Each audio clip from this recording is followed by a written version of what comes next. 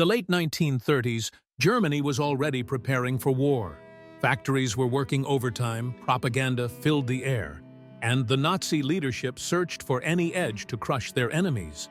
That edge came not from a weapon factory, but from a pharmacy.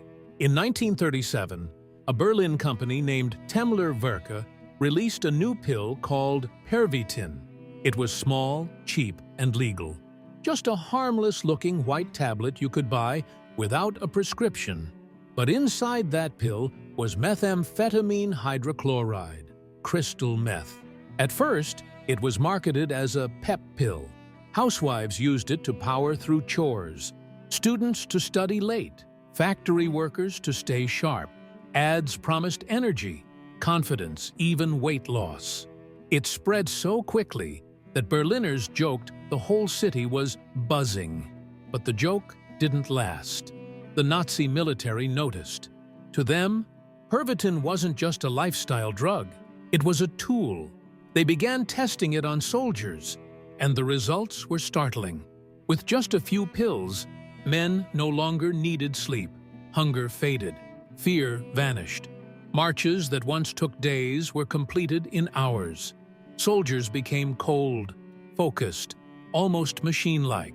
By 1939, with Hitler preparing to ignite war, Pervitin was ordered into mass production. Doctors praised it as the ideal combat drug. Within months, the pill moved from pharmacy counters into the hands of millions of soldiers. The stage was set. Blitzkrieg, Hitler's lightning war, would soon shock the world. But behind the tanks and planes was something even more frightening. An army wired on meth. And once the pills ran out, the nightmare was only beginning. Because what made them unstoppable would soon push them past the brink of madness. Before Pervitin became a weapon, it was an everyday product in Nazi Germany. You could walk into almost any pharmacy in Berlin and buy a pack. Housewives kept it in their kitchens, students tucked it in their books, and factory workers slipped it into their lunch breaks. The government didn't just allow it, they encouraged it. Ads promised Pervitin would make you cheerful, efficient, and tireless. Doctors prescribed it for depression, for colds, even for hangovers. It was sold in candy form, nicknamed Housewife's Chocolate. One ad even claimed it could help women stay attractive while doing housework. By 1938, Germany was quietly addicted. Reports show secretaries using Pervitin to type faster, truck drivers using it to stay awake on long hauls, and even writers praising it as the drug of inspiration. A culture of speed had taken hold, and almost no one questioned it. But this civilian craze was just the beginning. The Nazi leadership saw something darker. An entire nation prepared for war. If a simple pill could make civilians work longer and harder, what would it do for an army? The tests began quietly. Doctors handed tablets to young recruits during training marches. The results were impossible to ignore. Soldiers who should have collapsed after hours of drills were still marching. Men who should have been exhausted were alert and focused. Some commanders compared it to flipping a switch. Ordinary men transformed into machines. The military realized they had discovered the perfect tool for Blitzkrieg. Pervitin wasn't just a stimulant, it was fuel for conquest. And as the world braced for war, Hitler's army was being prepared for something even more dangerous than tanks or planes, a war powered by meth. In September 1939, Hitler unleashed Blitzkrieg, lightning war. The concept was simple. Strike with such speed and power that the enemy had no time to react. Tanks smashed through borders, planes dominated the skies, and infantry moved with relentless force. But this kind of warfare demanded more than strategy. It demanded soldiers who could push past every human limit. That's where Pervitin came in. The Wehrmacht ordered millions of tablets to be distributed to troops. For the invasion of France in 1940, military pharmacists handed out 35 million pills. Soldiers swallowed 2, 3, even 5 at a time, then marched without sleep for days. Reports from the front are chilling. Tank crews stayed awake for 72 hours straight, navigating mud, forests, and enemy fire with unshakable focus. Luftwaffe pilots flew long bombing runs high on meth, then turned around and flew back without rest. Infantrymen covered 80 kilometers in 2 days, carrying heavy packs, and still fought with machine-like precision. Commanders bragged that their real secret weapon wasn't steel or firepower, it was a pill. Soldiers nicknamed it Stuka Tabletten after the dive bombers, or Panzer Schokolade, tank chocolate. Sometimes the pills were even mixed into candy to make them easier to consume. In May 1940, the drug-fueled push through the Ardennes forest proved what meth could do. The French believed it was impossible to cross with tanks, but the Germans did it in record time, shocking the world. Behind the roar of engines and artillery was an army that hadn't slept in days. Blitzkrieg wasn't just speed, it was chemical warfare, not against the enemy, but inside the soldiers themselves. And the higher they soared on meth, the more terrifying the crash would be when it wore off. For soldiers, the high from Pervitin felt like invincibility. Fear was gone, pain vanished, hunger didn't matter.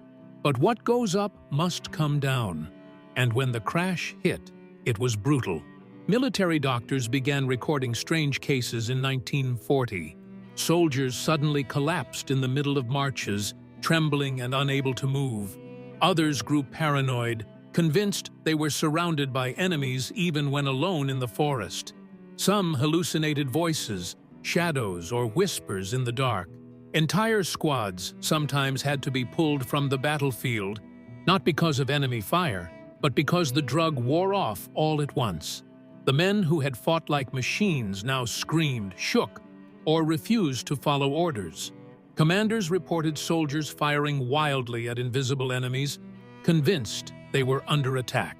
Medical journals at the time described the side effects carefully: dizziness, depression, aggression, even psychosis. Yet, the army ignored the warnings. The short-term results were too good. A pill could win battles, and that was all that mattered to Nazi leadership. But on the front lines, the cracks showed. Some soldiers became dangerously violent during meth-induced breakdowns. Others fell into deep depression when the pills wore off, begging for more to feel normal again. Addiction was spreading silently through the ranks. For the Wehrmacht, meth had turned into a double-edged sword. Yes, it gave them speed and stamina, but it also created chaos, paranoia, and a growing army of addicts. Still, the high command pressed forward. The pill wasn't just a battlefield tool anymore, it was shaping the very nature of Nazi warfare. And nowhere was that transformation darker than inside the SS, where meth, cruelty, and ideology fused into something monstrous. The Wehrmacht may have used Pervitin to fight longer and march farther, but within the S, the drug became something darker. These were not just ordinary soldiers. The Schutzstaffel, Hitler's elite guard, was already trained to be merciless, loyal, and unflinching.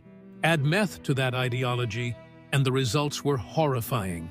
Reports show many SS officers weren't just using meth, they were mixing it with morphine and opioids. Meth made them aggressive and tireless. Morphine made them numb, emotionless, detached from the suffering around them. Together, it was a chemical cocktail designed for cruelty. Inside concentration camps, SS guards were notorious for erratic and violent outbursts. Witnesses described guards who would hallucinate at night, screaming at shadows. Others attacked prisoners at random, convinced they were plotting against them. At Majdanek, one officer shot multiple prisoners because he claimed they were whispering in his head. The Nazi high command knew this was happening.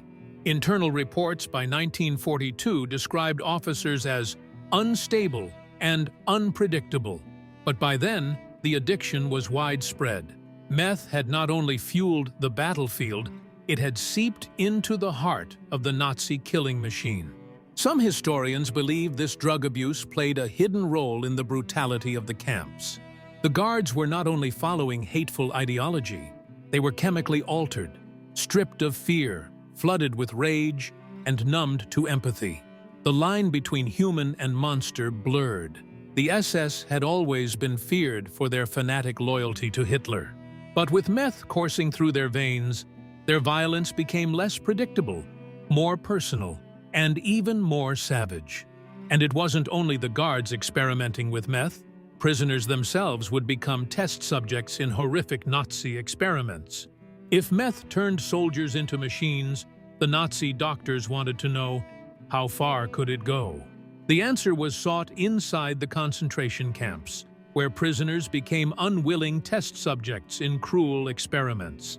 At Dachau, Sachsenhausen, and Auschwitz, SS doctors injected captives with Pervitin and forced them into extreme endurance tests. Men were kept awake for days at a time, watched closely as their minds unraveled. Some marched in circles until their legs gave out. Others were denied food and water to see if the drug could keep them alive longer. Many died with their hearts literally giving out from exhaustion. In freezing experiments at Dachau, prisoners were locked in ice water tanks. Some were given meth to see if it would extend survival in the cold. The results were gruesome. Instead of saving lives, the drug only prolonged suffering, men shaking violently, hallucinating, before their bodies finally shut down. The SS kept detailed notes. Every breakdown, every death, every scream was recorded as data. The goal wasn't healing, it was weaponization. Could meth make a soldier resist hunger, resist cold, resist fear? Could it create a superhuman fighter who could survive where others collapsed? For the victims, there was no escape. Many collapsed mid-experiment, foaming at the mouth. Others slipped into madness before dying. A few were beaten to death when their bodies could no longer continue. The cruelty wasn't an accident, it was systematic. These experiments showed the Nazis weren't just addicted to meth, they were obsessed with pushing human limits, no matter the cost.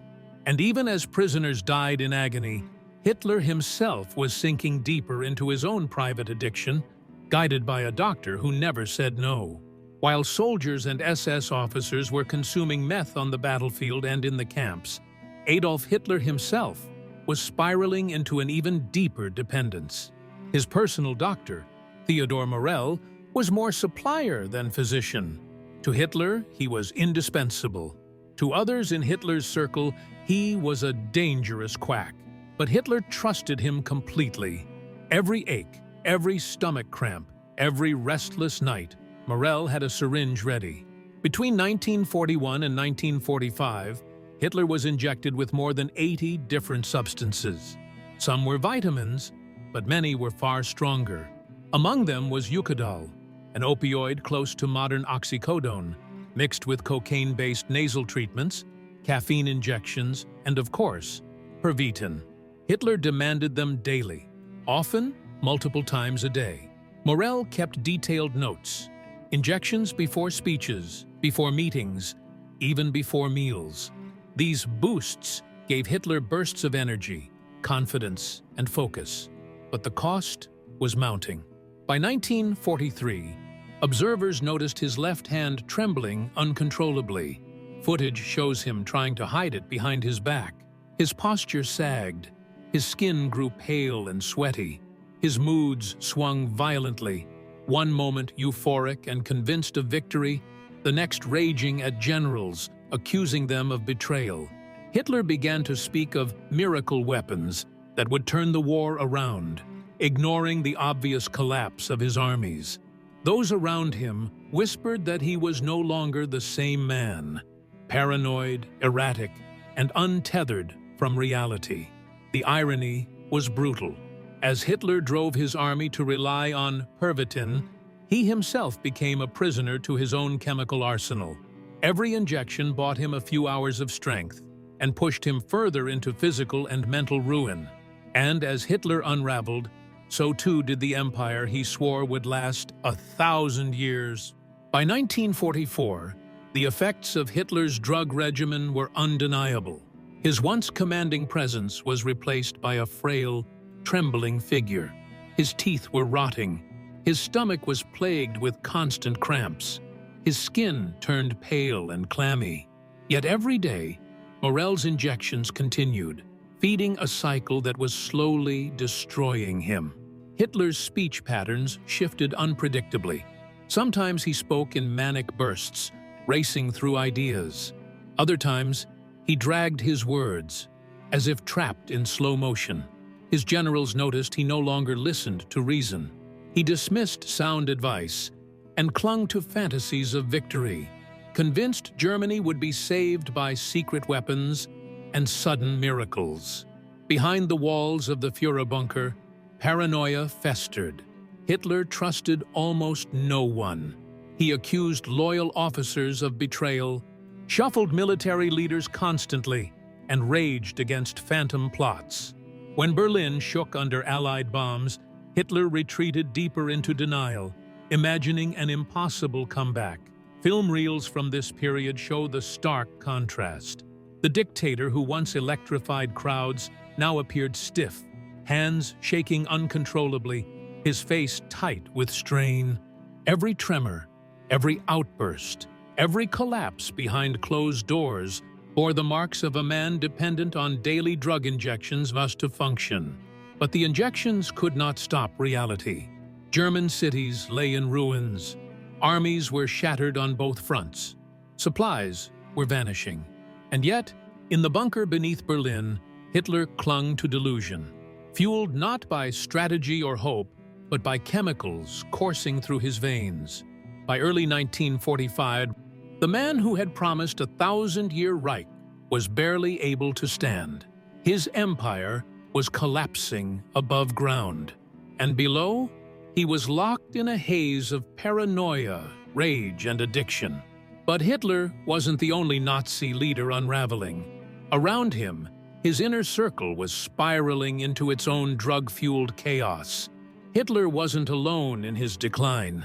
As Germany crumbled, the rest of the Nazi leadership also leaned on pills, injections, and desperate delusions. Inside the bunker, drugs became as common as maps and radios. Joseph Goebbels, the propaganda minister, swallowed sleeping pills nightly. He gave rousing speeches by day, but at night he drowned his dread in chemicals. He had 6 children, and by 1945, he knew their fate was sealed. His loyalty to Hitler never wavered, but behind the scenes, he prepared to end not only his own life, but theirs as well. Heinrich Himmler, head of the SS, relied on stimulants to juggle collapsing fronts, broken supply chains, and mass desertions. He presented himself as calm and in control, but behind closed doors he was fraying, popping pills to mask his fatigue and fear. Eventually, he began looking for ways to negotiate with the Allies, betraying the very loyalty he had sworn to Hitler. Other high-ranking officials were no better. Bormann, Goering, and others in the inner circle argued constantly, each fighting for scraps of influence while Berlin burned above them. Addictions deepened their paranoia. Rumors spread that some were hoarding pills, others sneaking out of the city under false names. Trust dissolved. The Nazi leadership had once appeared united, ironclad in purpose. By 1945, it was nothing but chaos. A group of broken men, fueled by chemicals, clinging to lies as the Third Reich collapsed. And yet, even in their final hours, drugs kept them locked in a haze, convinced they could hold on just a little longer. When the Third Reich finally collapsed in 1945, the ruins told one story, but hidden in medical files, testimonies, and warehouses of confiscated supplies was another. The story of how a tiny white pill had fueled war, cruelty, and delusion on an unimaginable scale. Pervitin didn't cause Nazi ideology. Hate, racism, and fanaticism had already laid the foundation. But meth became the accelerant. It made soldiers fight longer, guards kill more brutally, and leaders cling to madness when reality had already slipped away. It blurred the line between human and monster. After the war, Investigators were stunned to discover just how widespread the drug use had been. Millions of tablets produced, millions consumed. From foot soldiers to Hitler himself, meth had seeped into every layer of the Nazi war machine. But the pill didn't vanish in 1945. Pervitin was repackaged, renamed, and sold again. In the 1950s and 60s, it appeared in the United States under a new brand, Obitrol, marketed for weight loss and energy. Later, its formula evolved into something many people know today, Adderall. The roots of a common modern prescription trace back to the same chemical that once powered Blitzkrieg. And the scientists who had overseen Nazi drug experiments?